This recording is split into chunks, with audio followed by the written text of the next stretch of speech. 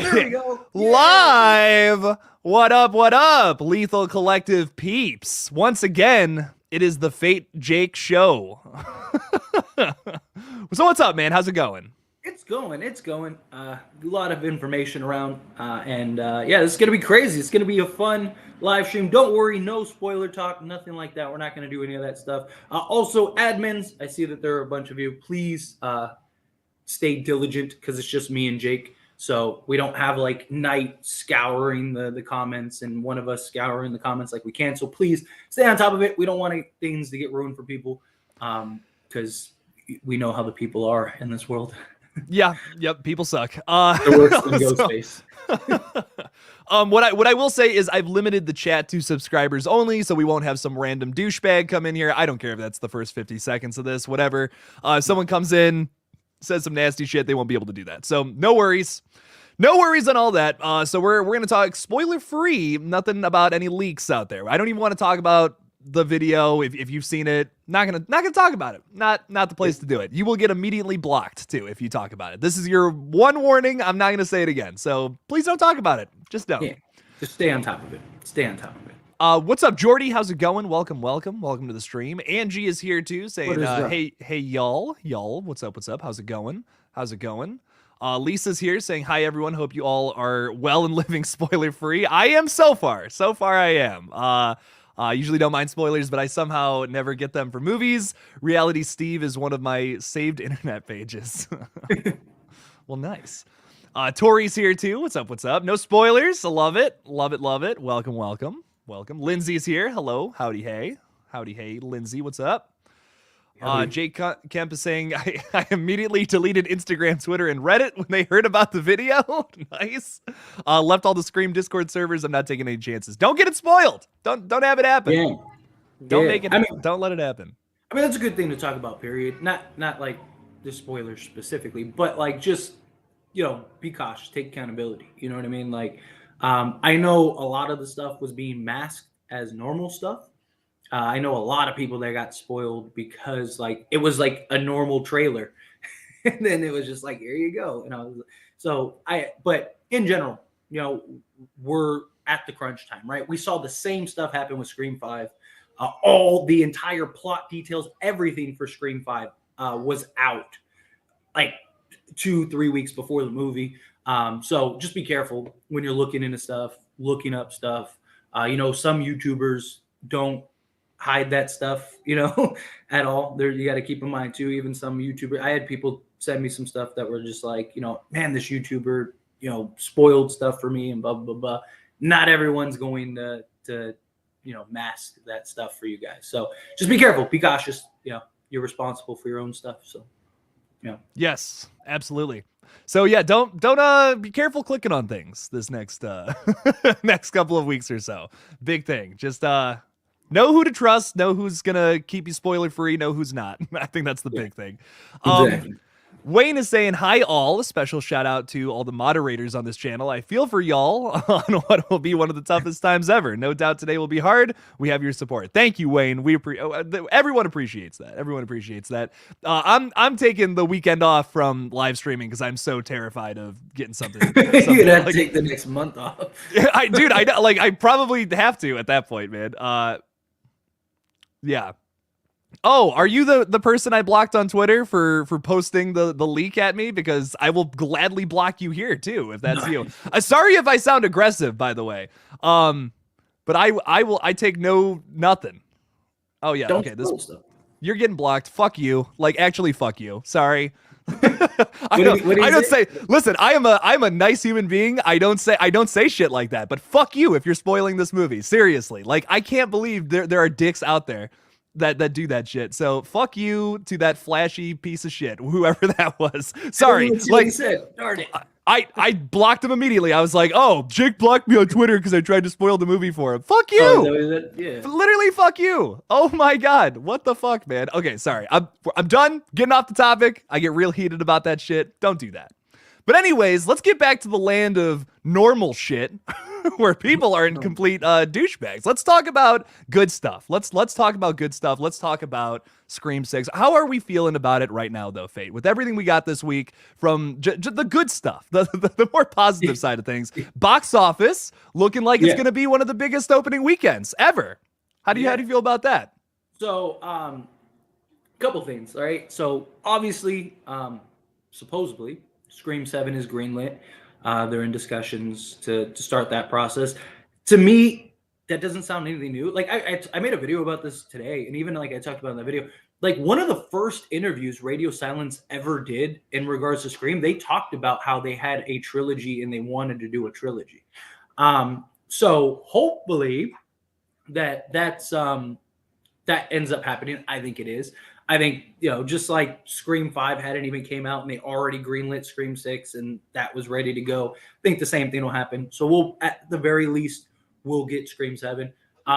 If Scream 6 does really well, which based on their projections, it's supposed to, 30 million opening weekend or 35 million, I think they said opening weekend, which if that's the case and it comes anywhere close to that, then yeah, this is probably going to be the Scream record. I believe it was Scream 3 has the record for it made 30 million I think in the first or 30.7 million in the first 3 days. Yeah, it was something 30 plus. Yeah, I believe it was 30.7 million in the first 3 days. So if this one beats that, then that's a good sign that we're going to get more. And it has all the ingredients, right? People are hyped about Scream 6. People really like Scream 5. Scream 5 had some success. Jenna Ortega has become a household name. So that's going to help with the box offices. I'm still interested to see if she lives or dies because, one, this film was written and made before she became a household name on Wednesday. So I wonder if she dies, in the movie, that it's like it's ominous enough to where they could bring her back for Scream 7. Where it's like, it's something where it's like she could live, but, I could really see that being the case where it's like, shoot, like we got all these people because Jenna Ortega is Jenna Ortega. And Jenna Ortega is going to be on SNL March 11th, which is good too. So that's the day after the movie comes out. So that should hopefully drive some traffic, drive some attention. And they'll do a skit. They'll do a skit on SNL about it. So that's something. Absolutely. Gets in front of a lot of eyes. They did it with Nev, right? They did it with Nev and stuff many yonder years ago. So, I mean, I do imagine we will get something in that regard. And so if this movie does well, then that's good for Scream 7. I still stand by it. I even broke it down on that video. I still think that we're going to get more than Scream 7. We may get like a little hiatus, but I think they're going to pump them out because, like I said, I mean, Scream. Yeah. I mean, Spyglass and them basically spent probably 50 to 100 million to get the rights to Scream. Like, let's say this Scream movie does 160 million. So that means over the last 2 Scream movies, they've made $300 million.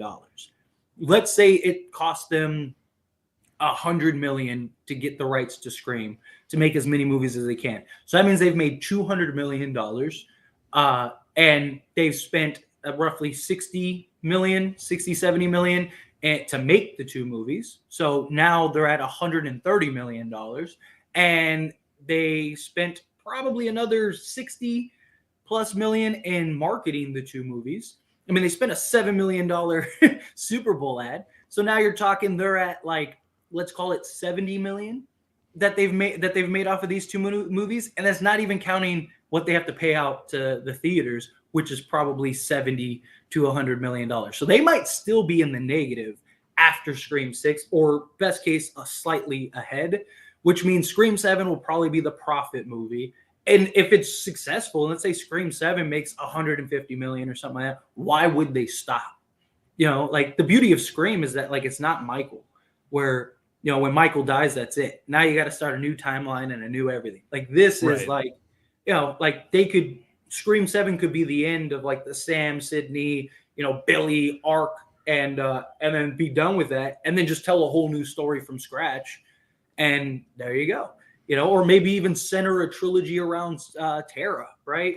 Like you could do that, especially if Jenna Ortega keeps being this big box office star. Like you could just transition and pivot to her. Maybe Sam dies in Scream 7 and now you're writing a new story around Tara or something. Like, I mean, there's a million ways that they could go, but that's the beauty. So I really think I wouldn't be surprised if we get, another 2-3 films. I do think we get a little hiatus. I think so let's say Scream 7 comes out 2024.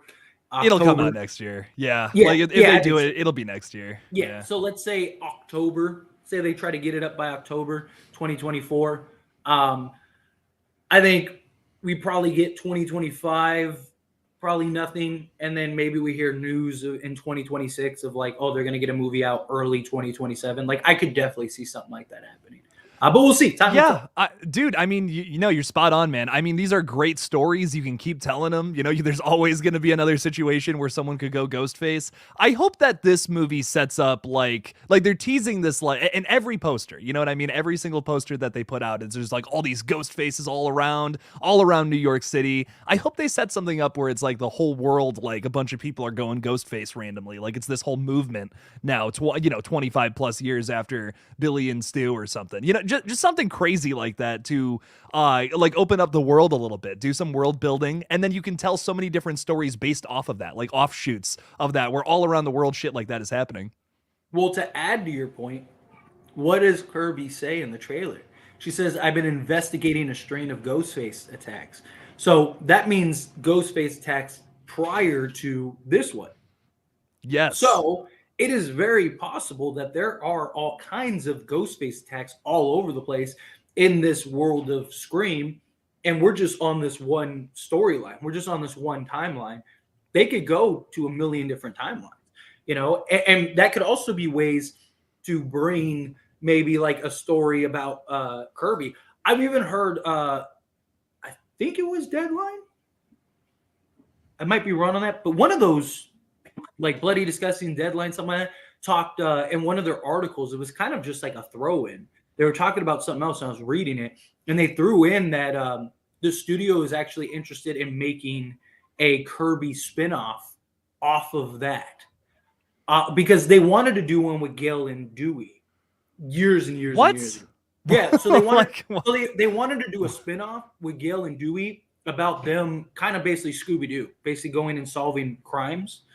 Because Gale's, the reporter that solves crimes, and Dewey's like the hero sheriff. They wanted to do a spinoff on that, and it never came to fruition. So it's something that they've always wanted to do, and they're thinking that they may do something with Kirby. And so, but here's the thing, because there's a lot of questions: does Kirby live or die? Right? Well, even if Kirby dies, you could still do a spinoff series, and then we just know about her past. Yeah, we just know how it ends. We just got from we got the beginning of the story and we got the end of the story, but now they're just making a series about the middle. And Kevin Williamson didn't we get a report that Kevin Williamson's working on a series that they're talking about bringing the Scream series back? So I mean, maybe that's one of the seasons. We've talked about an anthology, Scream, right? You could do like the Mickey that would story. Essentially, that would be that essentially, and that would be cool. I mean, that would that would expand the world a little bit. That's really experimental. You know what I mean? Like that, focusing on just one character like that. I don't, that's something that may or may not work. But I don't know. I haven't seen it yet. I'd imagine my guess is if they did that with Kirby, it'd be like the slasher series. How I would see it is like you'd have your main characters. You'd have like your Sam, you'd have like, your Tara, Dewey, you'd have like your core characters that you're telling this story with. And it'd probably be like an 8 to 10 episode series.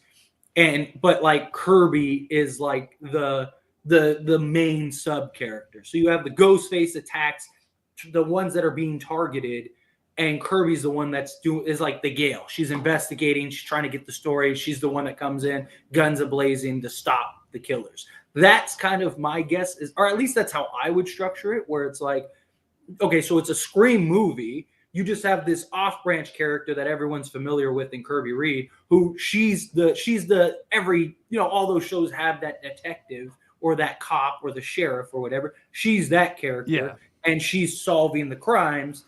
Now, And okay, what if they do like seasons 1 and seasons 2 of Scream? What if they just do like that same format, but you implement movie characters into it? Like, see, that could be cool because like a whole if you do like 45 minutes, like a 45-minute episode where you're trying to figure out who the Ghostface killer is, like it might work. That's for sure, and that could be fun, like week to week, like trying to figure out who a new killer is every single time. But I think one of the things I love about the franchise is how like they tell this big story and it all wraps into the killer's motive, like at the end. You know what I mean? Like I don't think you would have enough time to do that in a show structured in that way, if that makes sense. You know what I'm saying? I mean, you do get so much more footage. Like you think of a movie's 2 hours. Yeah. You know? But like a series, if you do like a 10 episode, now you're talking 10 hours of footage. You can get a lot done if you structure it and pace it correctly. You could even kind of leave cliffhangers in it. My guess is it's probably its own thing. So what it was like 3 or 4 months ago or something like that now? It might even be longer than that. When they first were talking about the Scream series coming back, and there was the rumors going around like they might bring the Lakewood cast back, and then it turned out like that was total nonsense, which I wouldn't have mind. I still want a conclusion to that story. Yeah, we've never gotten it, but the two that turned out to be like kind of their idea. I mean, things have changed. Like I said, like 6 months ago, they might have changed it now. But the original, the two ideas that apparently stood out was one that they wanted to do, like I said, the anthology idea where like every season is like its own thing. So it'd be its own separate world. Or B, it would be like Marvel Agents of S.H.I.E.L.D. Like if you've ever seen Marvel Agents of S.H.I.E.L.D., where it's like, yes, it's not the movies, but it ties into the movies and it has characters from the movies and story points from the movies. And it kind of just picks up where everything left off. That was the idea that they were thinking, is like, so you'd have this own story with these own characters, which maybe ties into like Kirby and the other Ghostface attacks. And then they would basically use the series to build characters that they could then bleed into the movies and vice versa. So you could have an episode where Gail comes in to talk to somebody. You have an episode where whatever comes in.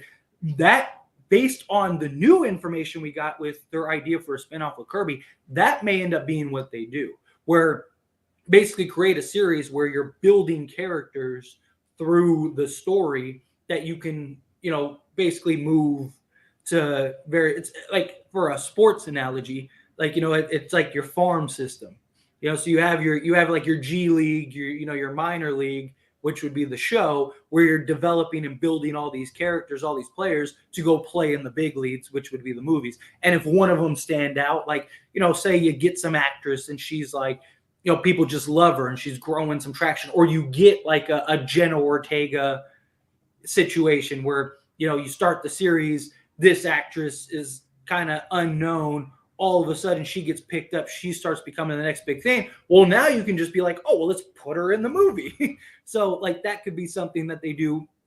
I definitely think you could go a lot of ways with it. I just think like keep it simple. Don't get too crazy, Roger L. Jackson, Ghostface, have your core characters, implement Kirby and whatever. And it's such a good idea. It's such a good idea for a show or a movie, whatever. I see why they would want to do something like that. I just hope it doesn't become like oversaturated, like how like Star Wars or Marvel is. Like that's not what I want. I want good stories from this. If we let's say we pump out 3 movies, then we do like another show or something, either a continuation of like the original show or like a new thing, whatever. I'm down for that, but just don't be giving me like movie, TV show, new movie. You know what I mean? Like constantly, it's like, oh my God, you're just doing the Disney thing all over again. And it's like, you clearly don't care about telling a good story. You're just pumping out as much as you possibly can so you can make money. You know what I mean? Like I'm just not interested in seeing that. But yeah, I want a good movie from 6 and I want a good movie from 7 because we've talked about it so much, and with how successful this movie's about to be, they're putting a lot of eggs in this basket. I really think I really think this movie's gonna like blow Scream 5 out of the water. I'm predicting like 190 million. I really think it could make that much. And then like if they make a 7, man, yeah, they'll make good money on that too if 6 doesn't suck. So, I mean, man, they should.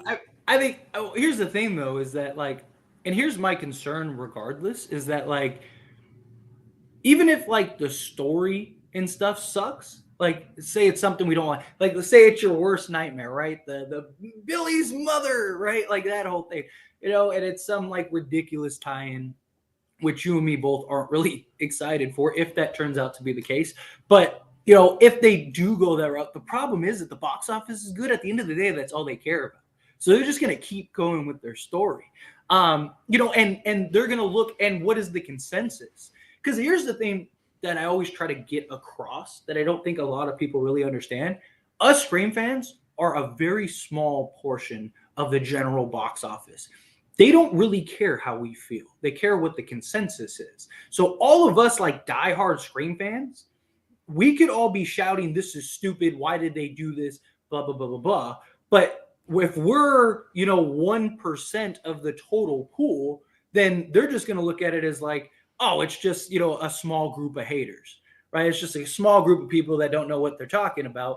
But look, the majority, the box office says people loved it, the returns, all of that, like, it's great. Why would we listen to this minority over here? Like, that's something that like I try to get across to people when I'm talking to people, because I'll even get comments. People will be like, oh, but and I'm like, you got to understand, we are nothing in the grand scope of things. Because you also have a point that like if a general audience sees basically Mrs. Loomis 2.0 in this movie, they'll be like, oh yeah, that's a thing Scream does, that's cool. I can see that being a takeaway from a movie like this, but I don't know, man. I want an original story. I want something I haven't seen before. And like, that's not that hard to do. Like, you can make a lot of money off of these IPs and also tell a good story. It's really not that hard. I promise it's not. That's what's so frustrating about it to me. Yeah, no, my biggest fear, and I mean, cheers too. I mean, we've expressed this before. My biggest fear is that they just keep handcuffing themselves to these past characters. And it's just like, because at some point you got to break away. And my thing is that like, they keep talking about how this is a new Scream and it's something different and it's this, that, and the other. And if this Scream just turns out to be another Scream and you just tied in all these legacy characters and you did this, that, and the other, that's then you not didn't different. make a new Scream. Yeah. You did yeah. the same thing that you did for Scream 5. And then it's like, what? And then you expect me to believe that you're going to change it for Scream 7? Maybe they use this movie as like the conclusion film, right? But then it's like, okay, well, I guess if they, especially if they are planning on making more movies, then maybe it makes more sense where you wrap everything up in Scream 6. So you have basically 1 through 6 is the Sydney Billy arc, with Sam integrated, and then Scream 7 starts the new trilogy or the new story. But I don't know, like, regardless, like, why not you should have just done that from the beginning. Right. Yeah, I don't know, man. But I do like Denisha. I do really like Denisha. She's really awesome. She threw $5 in there, and I really appreciate that, Denisha. Sorry we couldn't get to it, but we're trying to do these whole segment things, then take little breaks, talk about other things. But Denisha threw $5 in there while we were talking. Said, Jake and Fate Mods got your back today. No spoilers today. We're not messing around. We got your back, guys. Love you. Love you too, Denisha. Love you too, Thank Denisha. You so yes, and please. I know we this we said it last time, but just to clarify for people, so we want to start kind of segmenting. I feel like that wasn't a word, but you get what I mean. Yeah, we want to that's right. We want to start branching this into like actual segments to make it easier for clips. So many of you may have noticed we actually got a clip up on the channel of me and beautiful Jake here, and so we want to start doing more clips because we want to grow the channel, and it's not growing the way that we originally intended. And the only way to do that is to get out more content and provide more things. So we have somebody that's editing and putting together clips for us and stuff like that, which, I don't know if you're okay with shouting them out, but yeah. Oh, dude. Yeah. Okay. Matt's working tirelessly right now to get some content out. You'll see a lot of stuff this weekend, which is going to be nice. You'll also see, like stuff from this stream, stuff from the last stream, a lot of good stuff going up on the page. So you'll see some constant stuff, so you don't have to dig through these old streams if you're like, oh, I missed something. Dang it. Well, now we got the best stuff coming your way. You'll be able to just click on it, watch the best like 12 minutes. So there you go. Get to siphon through all the poop. We do it for you. We siphon through the poop for you. That's what we're here for. So but because of that, we gotta break it down. So we gotta start, like, when we have something we're talking about. Usually in the past, we've stopped mid conversation to like get a super chat in. Well, now we're gonna have to wait.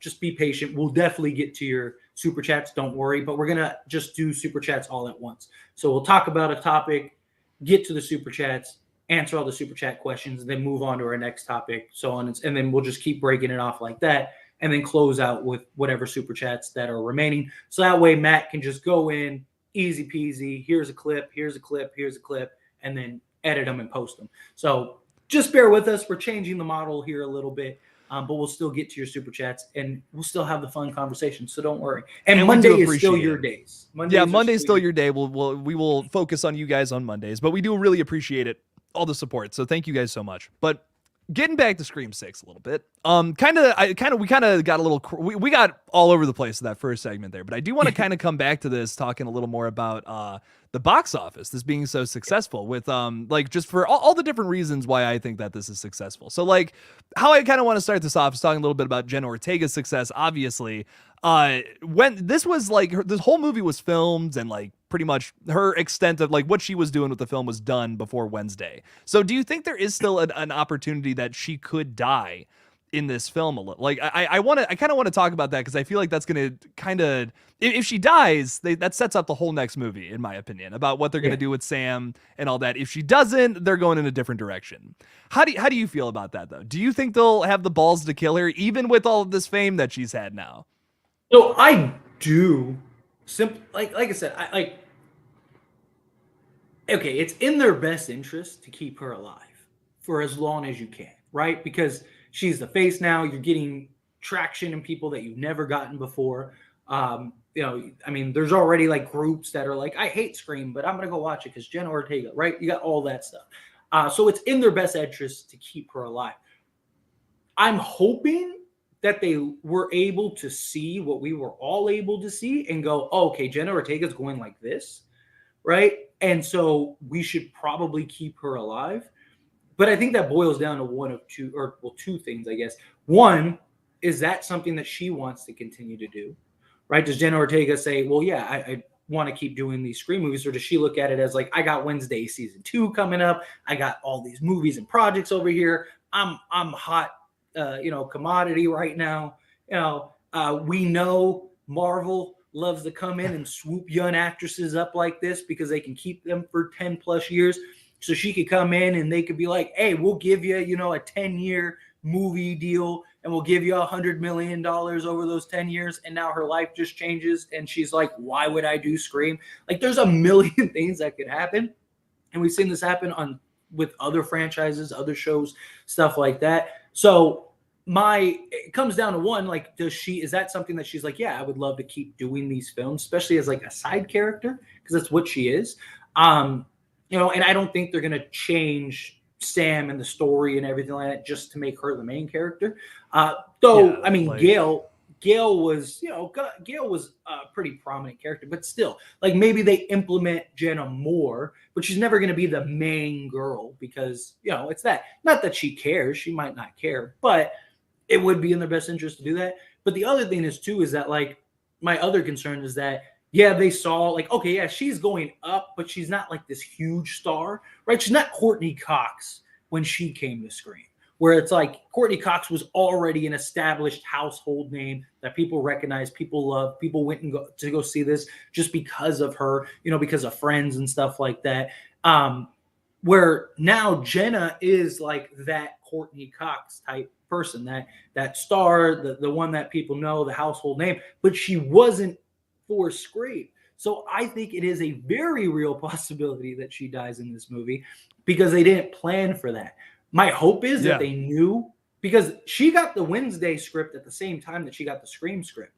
So she was posting images with both of them.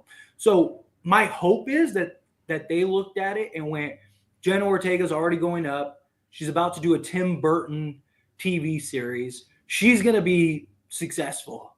So we should keep her alive. That's my hope. I pretty much agree with you. I think that's probably the mentality they had, that they want to keep her alive. You know, Yeah. I think that the big thing with that is that they know she's this big star. They want to keep having people come to these movies, and they are well aware that yes, there is an entire faction of people lining up day one to the theaters to see Jenna Ortega on the big screen who have probably never seen a Scream movie before. So it makes sense, but at the same time, I miss when movies had balls. I miss when movies were, you know, like I hate being that guy, but like I'm every, like, if Scream doesn't do something different here, I've completely lost my faith in requels, is how I feel about it. Scream 5 is such a strong start to a new, fresh take on a franchise. I'm like, this could be it. This could be a requel that does something different and actually adds some value. Like the Star Wars movies, I will never watch 7, 8, and 9 ever again. I have no interest. I saw them opening night. I'll never watch them again. They had no substance or anything that I cared about that happened in those films. The Halloween movies, I think, are just ruined by that last entry that we just got last year, which is a shame. Even though I still really enjoy the first two films, the story ends up going nowhere now, which sucks. Well, I mean, movies, period. I mean, Marvel's taking a big.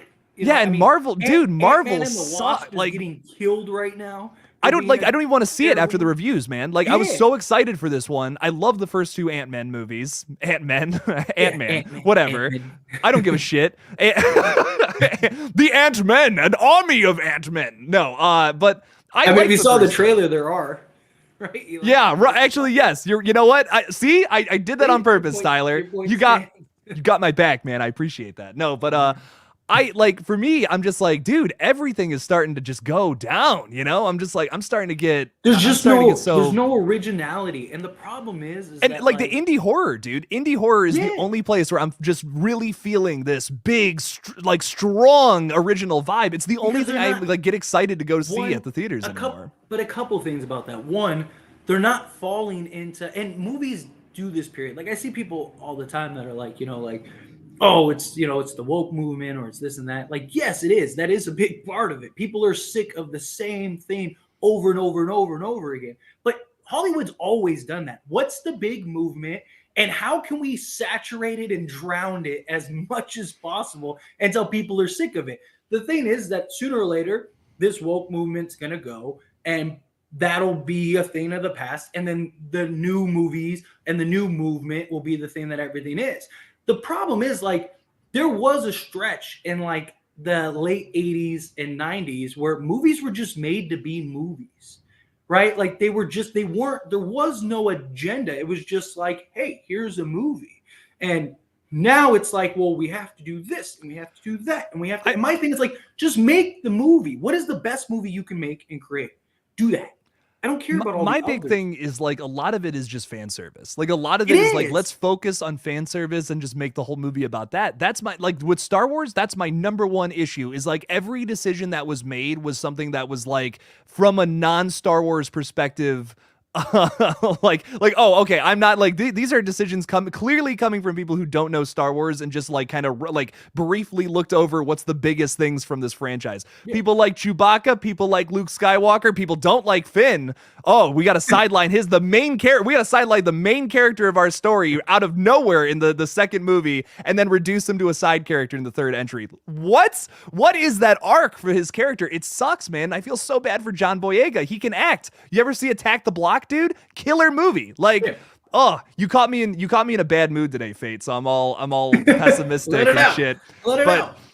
Man, I'm like, to me, I'm like, if Scream 6 isn't good, I'm just gonna kind of be giving up here on big blockbuster movies. Words are tough. And I don't know, the only thing that's impressed me in the past like 2 or 3 years has been the smaller indie films. Like, I don't know, man. It's like Hollywood is slowly becoming a business, and that just makes me so fucking sad. I don't want to see that happen to... like Halloween. I'm sorry, I'm almost done. I swear. I'll shut up in a second here. But I'm almost to that point. And if like Halloween was so close to being good, which sucks, and I think they just blew it in the last one. But if this one sucks, I don't know, man. Like this is a franchise that is near and dear to my heart, and if they ruin that, I don't know. I don't know what to say, man. I'm gonna lose my mind. I'm gonna lose my mind if they mess it up here. I really hope they don't, though. But I mean, like, the thing is that like when it comes to like the indie films stuff like that, they're just trying to make, they're the closest there is to just like, hey, let's just make a movie. Where like Disney especially, they're more of like I said, like how can we just keep the same thing going over and over and over again and saturate this? You know, like every series now is the same story. Dude, that's just like I'm not gonna support that shit. Nobody should support that shit. That's just being done for money, man. And it sucks. That's all it is. That's all it is. And that's the thing. And until we get to a point where it's like, let's just make a movie. You know what I mean? Like that's the difference. And we're seeing the movement. Like, you know, you're seeing like, I mean, even Winnie the Pooh, Blood and Honey is supposed to be absolute trash. But guess what? It's killing at the box office right now. Because it's dude. And yeah, listen, I'll be straight up. Like, listen, I enjoyed it. I had a fun time with it, but it's not a good movie. Like, but that's exactly okay. That's a whole nother rant right there. But no, I'll save that for the future. But you're totally right, man. Because people are craving originality. You know, Wayne, while I do kind of agree with this, saying slowly become a business. Sadly, it's been that way for way too long. Yeah. You have a point, but the past 4 years, man, like, or well, not even the past 4 years, ever since like the whole requel thing started trending, that was a big thing. Star Wars kind of kicked that off, and now every franchise has done it. Now it's just become so, like even in the thousands when we were remaking everything for money because we knew those were going to be hot IPs, bringing back Nightmare, bringing back Texas Chainsaw, Friday, all those movies made money. And some of them were bad. You're right, but they didn't monopolize on it the way they're doing it nowadays. Like now it's just clearly a business. Like they don't even give, like they're just not even trying. And a lot of those movies were great. A lot of those movies were fantastic. Some of them sucked. For sure, Nightmare on Elm Street is unwatchable. But Friday the 13th, that remake was kick-ass. I love the Texas Chainsaw Massacre. You know, like a lot of those are good, man. Most of the requels, then, like, I would say, are not good. Like that's what sucks. But even then, they were just making a movie. Like now, it's just like my whole thing is like, if you have a good idea and you have a good story, just tell the story. What now it is like, oh, let's use a story that already exists and change everything about it. You know, let's turn the guy into a girl. Let's turn the monster into this. And it's like you have like either come up with an original idea or keep it what it is and just make the movie. You know, if you want to add your own spin to it, sure, do that. Like my whole thing has always been like, I don't care. Like if you're doing a period piece, yeah, you should probably keep it true to form. But if you're just making a movie, I want the best actor and actress. It's like now it's like it's like, oh, well, we have to have this particular person in this role. Is that the best person for the role? Yes or no? Because if it's not, then I don't care. And that's the problem. That's why you keep seeing these bad movies. It's because you have all these actors and actresses that are playing roles that they probably shouldn't be playing, or they're in spots that they probably shouldn't be in. And at one, it makes them look bad, and two, it just makes for a bad movie. We've seen movies where it's like that character should be playing that character because they're playing that character perfect. I feel that. I felt that a few times. But that's the problem, is that they're looking at it as like, well, we have to have the lead be this particular female, right? And it's like, but is that the best course of action for the story? Like, if that is what it is, then sure, then keep it that way. But it's like, well, it doesn't make any sense because of this. I mean, even Scream 5, what were people's biggest gripes? That, you know, you had this 5 foot, 100-pound soaking wet woman running around killing and you know, I mean, she didn't lift people up, but, you know, lifting people up, as people put it.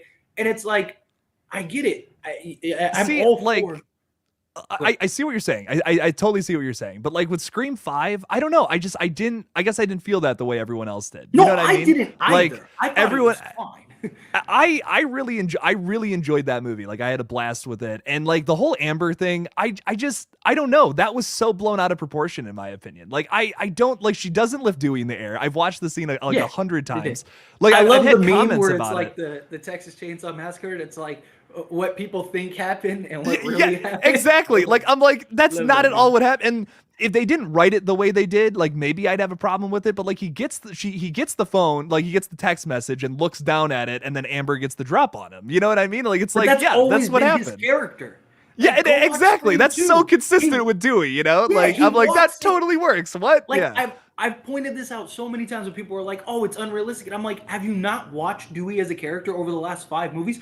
Go watch him. Scream 2 is the best example. He knows a killer is chasing him down, about to murder him, and he walks into the room all lackadaisical, like la la la la la, and he steps on pizza, and he's like looking at the pizza, all distracted, all this stuff. Sees Gail. Oh, hey Gail, and then he's boom, a goofy. Ghostface comes in. And like that's the whole point. That's why Doofy was so perfect because it was like it's an exaggerated version, but it is. And then even in Scream 2, they highlight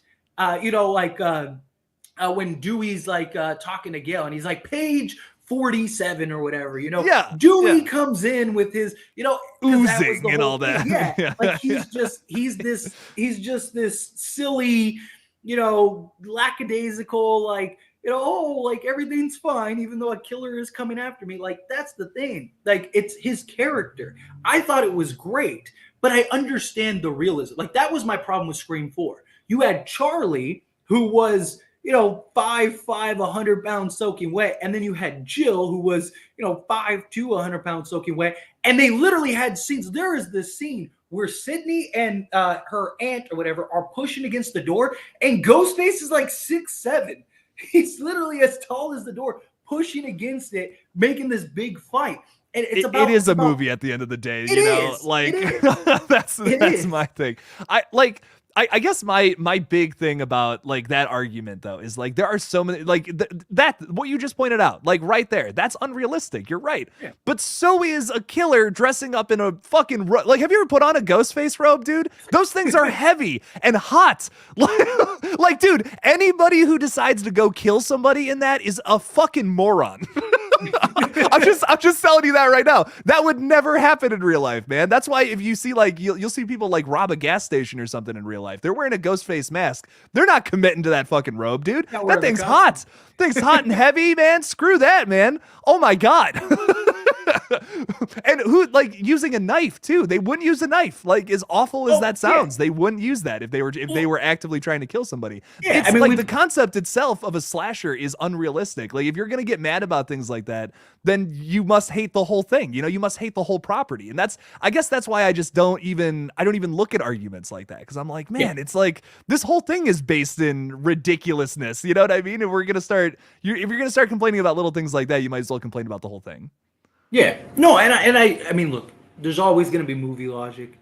There's always going to be pandering to an audience because it is still a movie. Like every Scream movie has a scene where you're just like, okay, this is just clearly for the audience's perspective, but that's fine. Again, it's exactly, yeah. It's like not everything has to be perfect as long as it's close enough.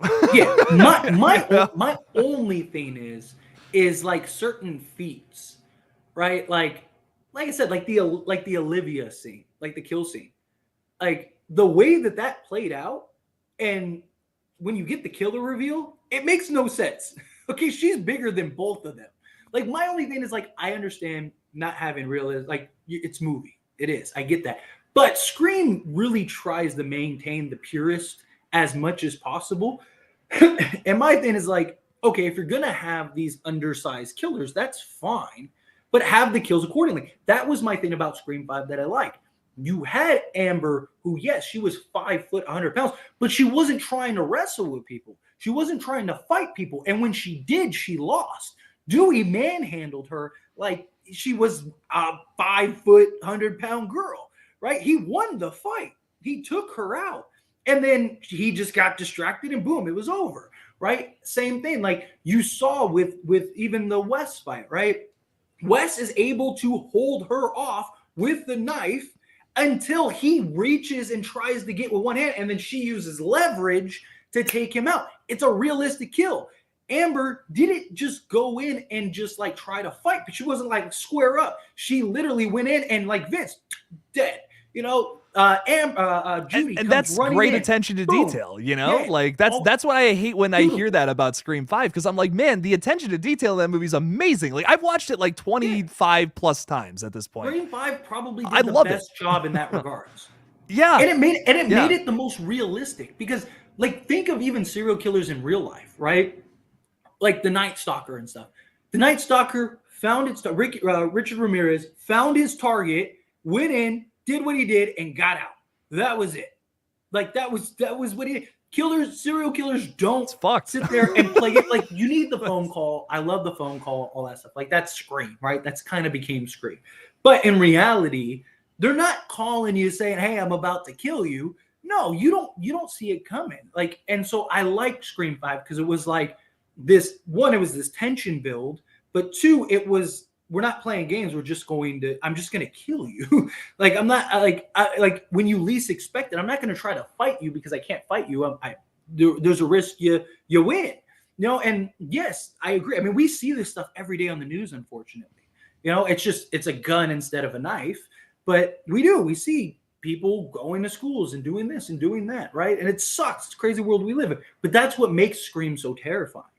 And like even the motives and stuff, like one of my favorite lines in horror movie history, period, is the strangers. When they're like, "Why are you doing this?" And they're like, because you were home. That is the most terrifying thing ever, because that's reality. There's no explaining crazy. There is no explanation for crazy. In every Scream movie, like you hear the motive, whether you love the motive or not, when you really think about it, it's crazy. It's insanity. It makes no sense. It's illogical. But that's the best mode. Yeah, that's the best mode. I totally agree. It's crazy. You can't explain crazy. Like if it's too thought out, that's where I'm almost like, I don't know. Like the best killer motives are the ones that are like the most illogical, in my opinion. Like those are always the fucking scariest. Someone who is not thinking in any bounds of reality, those are the people who are the craziest. Those are the people you should be scared of. And that's what I want in Scream 6 so bad, man. I want killers that are just vicious, destructive, and are just absolutely at the pinnacle of losing their mind. I want to see that here in 6. I don't want it to be somebody's brother, cousin, nephew, whatever. Like we don't need to do that. Show me crazy people killing people. That's what I want. That's what I want to see more than anything. If it's Stu's fucking brother or Stu himself, I'm gonna lose my mind. Anyways, the Blood Rose Horror Nightmare throwing $5 out there. Thank you so much. Thank you so much. Really appreciate that. Saying, so who would be your top ghost faces, and how many ghost faces do you want in Scream 6? Ooh, ghost faces, period? Period? Or you mean just strictly Scream 6? Because that's two different questions. So, two questions. First one, top ghost face. Fate, who's your number one? In the history of Scream? Whole history. I put Billy up there as number one, but I really love Mickey. Like, I think Mickey, from an aesthetic look, a stature size, just brutality, the manipulation. If you don't believe that Mickey manipulated Sidney more than any other character in the history of Scream, I challenge you to go rewatch and just focus on Mickey. Everything from Mickey when he's sitting in the hospital there and he starts planting the seeds, to him telling Sidney, "I'm going to go pick you up," go to the theater, dress up as Ghostface, taunt Sidney, leave, knowing that I just had why am I blanking on Derek? I just told Derek to go pick you up, so that way when you run out, the first person you see is Derek, thinking that he's Ghostface, because I just saw Ghostface and play. I mean, dude, the manipulations are incredible, and his backstory is the best out of every single killer. A serial killer turned Ghostface. He was already a serial killer. Who knows how many people he killed before that, and then became Ghostface because Mrs. Loomis was like, "Hey, I'll pay you," and he's like, "Yeah, sure." Like it's dude, great. It's awesome. I totally agree. I just watched Scream 2 the other day, and I just every time I watch it, I fall in love with Mickey more and more. Like, and he's in the movie so much more than I remember. Like he has little tiny scenes, but he's there. Wait, They're Yeah, they're quick so little quick, hits. man. He has like little tiny conversations with like Haley or whatever that like you totally forget about, and you're like, oh my Yeah. god, these two would have been great killers together. That was what I was thinking the whole time. Like, oh, dang it. Yeah. Okay, but second part of that question: how many ghost faces do you want in Scream 6? At least three. At least three. Do you ever now? Do you have a reason for that, or do you just want to see something different? Well, multiple things. Like one, I I want something different. Obviously, yeah, it would be different. Like we expect to. I think in New York, the New York setting, I don't really think you can get away with one killer. Because think of how vast New York is. Think how hard it is to run around. To various places, stuff like that. You know what I mean? Like where like Woodsboro, you could get away with one killer, right? Yeah. Because it's a small town. You could probably get from one end to the other. Although based on the Scream movies, especially Scream 5, it seems like it's a mass. It seems like you're going state to state. Like Judy is on the phone with the cops and like is able to turn around, come back, get murdered. Wes is able to get murdered all before the cops can even show up. Like it's just crazy. But that one I just want something new that makes sense. I think at least three killers make sense. And two, I just think it makes sense if you have like that mastermind orchestrator, the one who put everything together, and then you have like the arms. So you have the brain and you have the arms. Maybe that third killer is like Mrs. Loomis, where the only person she really killed very likely was Randy. Outside of that, I could see something like that where maybe, let's say it's the Stone, Christopher Stone. Let's say it's the therapist, right? So if the therapist is, the mastermind, and then he has like his two disciples or whatever, like that would make sense to me. That's something that I'd like to see. So yeah. Anyway. So yeah, I'll answer the question though too. So who would be your top ghost face? My number one's probably Stu. Like I really like Stu. Jill's a close second. I think Jill has moved up a lot in my ranking. I actually put her above Billy now. Hot take.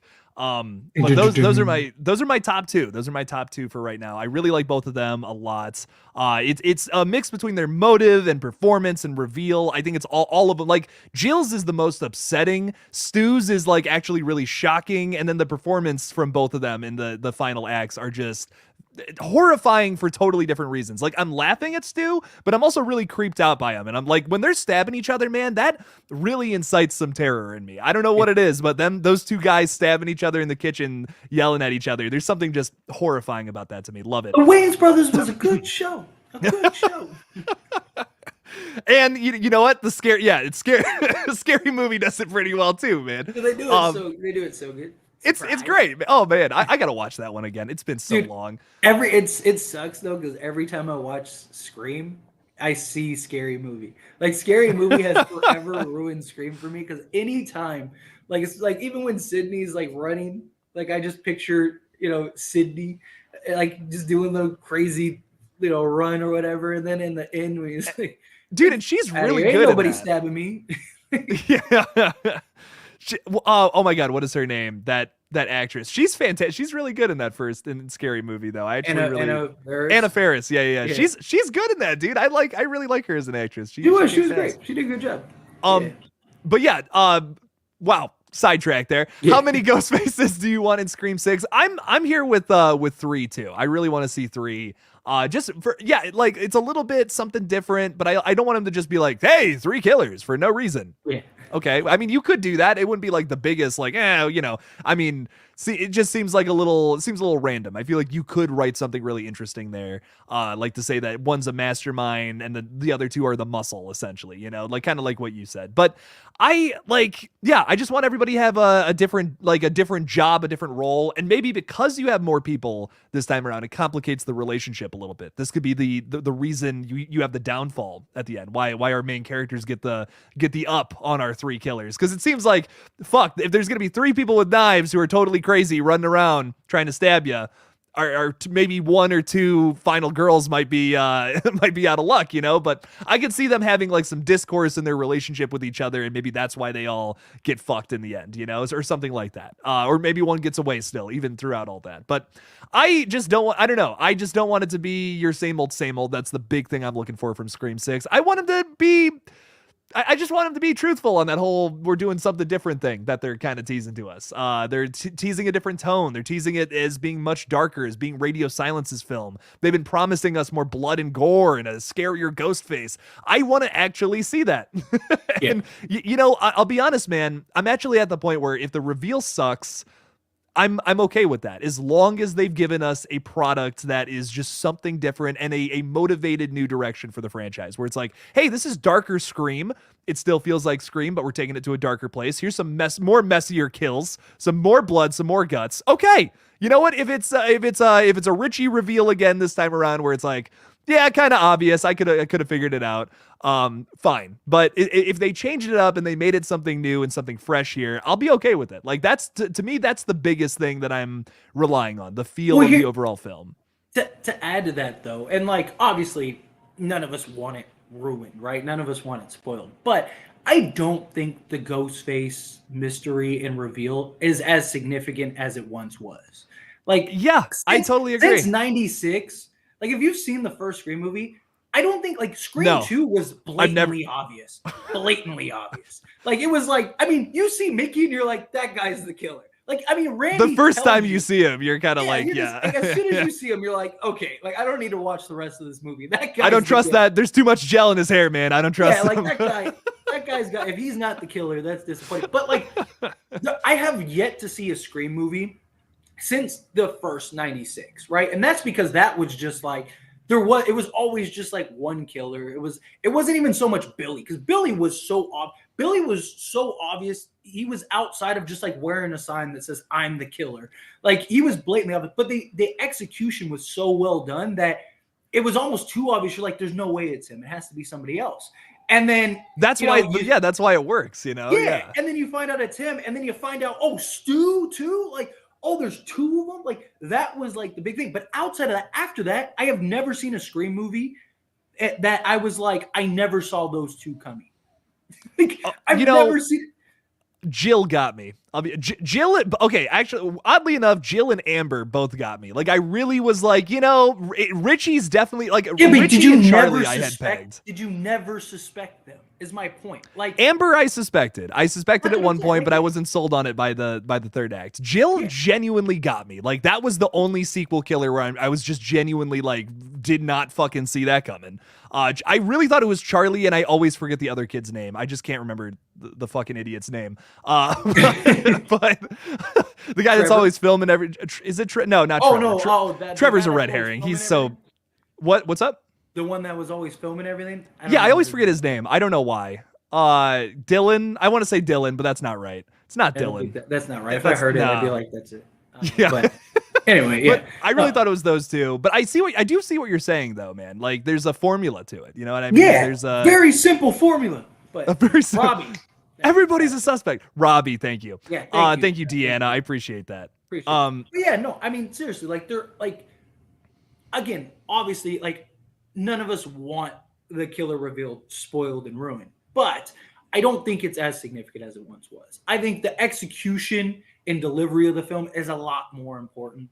I think now in the 6th entry, yes, I totally agree. Like, I'm less excited to see who the killers are, and I'm just more excited to see like a similar setup, but doing something like, I'm excited to see what the tone's going to be of the film. I think that's you gotta keep what Scream inherently is intact, right? So you gotta have like you gotta have like the the phone call, you gotta have like the obviously Ghostface, you gotta have some meta sprinkled in, you gotta have the big reveal at the end. But like, outside of that, I think it's pretty much do whatever you want. I mean, don't like turn him into a robot or send him to space or something, but like, you can go different directions. You can try different things. You can, get a little creative here. Is kind of my thinking. But yeah, and I this could be the movie to do that. This could be the movie to finally break that mold and finally do something different. And that's the biggest thing for me. Even if the mystery is like, I can figure it out.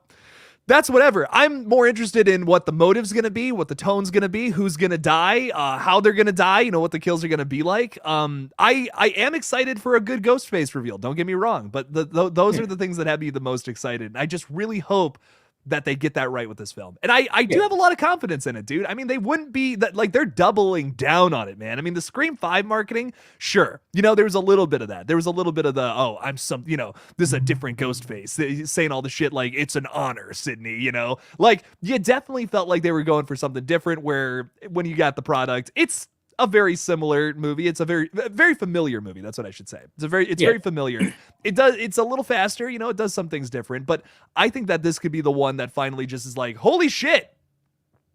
I've never seen this before. This is the sequel to stand out amongst everything else. I think it is. I think this has the potential to be the best sequel. And like Blucka, this kind of ties into like what we're talking about. Blucka said, do you want each Ghostface to be a random stranger from the internet again, or friends or family? I actually wouldn't mind. If I'm being honest, I think the route they're gonna take is friends and family, because that's just always what Scream kind of is. And like, yeah, Scream 5 was like random stranger on the internet. I actually kind of prefer that. Like, yeah. I would love if there's a mastermind, you know, that has like a connection and tie-in. I don't want it to be like, you know, like you said, like I don't want it to be like Stu's brother, uncle's nephew's cousin or something like that. I mean, have some tie-in to like a reason as to why. Like, why are you targeting Sam and them? Like, that person has a connection. And then I would love if like the two Patsies are basically Mickey, where it's like Mickey didn't have no tie-in. He didn't have no connection. He was just crazy. And Mrs. Loomis was like, you're crazy enough to do this. Do you want to do this? That's another reason I loved Mickey, is because he wasn't Billy's cousin. Like, he wasn't like, he didn't date, you know, Sydney 5 years earlier, right? Like, there was no reason. It was like, he's just this guy that was like, I enjoy killing people. I would love that. I would love if you had one tie-in connection, and then you had like two killers that were just like, why are you doing this? And it's like, because you were home type thing. Like, it's just like, because why not? You know, like, yeah. I'd love to kill. Like, I saw you one day and was like, I would love to stab her in the face. Like, that would be great. And give me that, man. Give me the, like, that's how that's how a messed up killer thinks anyways, you know? And like, I've always found movies that were not personal to the characters more scary. Like, does that make sense? Like, The Strangers is so terrifying to me because that could happen to anybody. Like, that could happen no matter what. If you're the most prepared person on the planet or whatever, you know, you're like, you are ready for something like that. It doesn't matter. Like, it doesn't matter if you spent your whole life choosing your friends right or whatever, or all that bullshit. These people could come to your house and kill you, and that's terrifying, man. Horrifying. I hate it. I love it though. I love it for a movie concept because it's so scary. I have no fear in my mind that Billy Loomis is gonna come sneak under my bed or something and wait for me to fall asleep so he can slice my throat open. You know, if I was Sidney Prescott, I might feel that way. To be fair though, I mean, they, you know, what is it? Like 80% of crimes are committed by somebody you know. You know, like, sure. That's what the whole tagline. That's why the whole tagline was, it's always somebody you know. Like, because that's actually true. Like, most of the time when like if your house gets broken into, they always tell you, like, even cops will tell you, you should look at your friends, you should look at family, like people you know. Because but I'm talking like a movie and how it plays, you know? No, no. I'm talking about how something will play on screen with inducing fear in your audience. That's what I'm specifically 100%. Going with, you know? I get 100%. The realism there. I do. But man, there are more interesting, I don't know, there are more interesting avenues, I think. But Blucka, I love it though. I love it. Good stuff. I think we're gonna wrap up because old Jake is I'm so tired. Like, man, it's been a week. it's been a week for old Jake, which is why I'm a little crabby today. So I apologize. I apologize for being crabby, but I appreciate all y'all for hanging out with KillJoy Jake and Fate Jake here. Fate, you got anything else going on tonight though? No, nothing major. Just the usual stuff, making videos, doing all that stuff. Cool. Should probably do a live stream at some point. It's kind of tough right now. You know, like I wanted to do a live stream the other day, and I was like, I kind of can't because everybody's gonna be like ruining stuff, and yeah, I just don't want to deal with it. Like, but I don't know. We'll see. I feel it. I feel it, rough. Man. It's rough right now. It's tough times, my friends. These truly are tough times. Tread lightly. Tread lightly, man. Oh, Matt's in the chat. What's up, Matt? We were talking about you earlier. We were talking about how cute you are. Only bad things, though. only bad things. Only bad things. Oh my God. All right, y'all. Well, I'm not doing a stream tonight, unfortunately, but hey, maybe some of our buddies are. So check out their content. See what they're up to. Give them some support as well. I do really appreciate y'all for hanging out with us. And we in these dark times, I'm glad we can all come together and have a nice civilized conversation where me and Fate scream at each other about movies. And how about Hollywood is dying? Positive stuff, right? Yes, keeping it positive all the time. I love y'all. Thanks for hanging out tonight. And as always, the collective has spoken. Peace.